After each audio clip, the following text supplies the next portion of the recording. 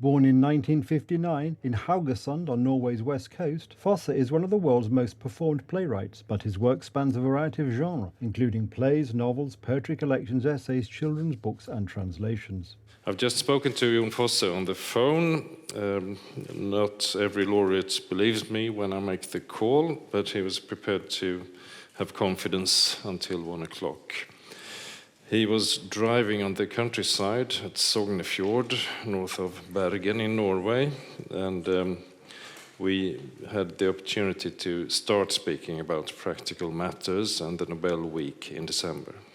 It is through his ability to evoke man's loss of orientation and how this paradoxically can provide access to a deeper experience close to divinity that Fosse has come to be regarded as an innovator, not only in contemporary theatre.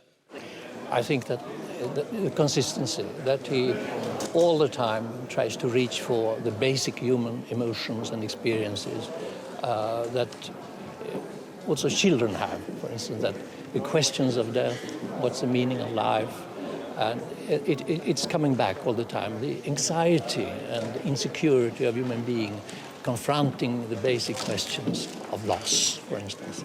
And I think that he expresses that in his own language, very reduced language and dramatic action, in his plays, in his prose, and in his poetry.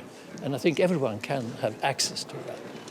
Fosse, seen as a regular contender to win the prize and among this year's favourites in the betting odds, said he was overwhelmed and somewhat frightened by the award. Fosse is the fourth Norwegian to win the Nobel Prize for Literature, but the first since 1928.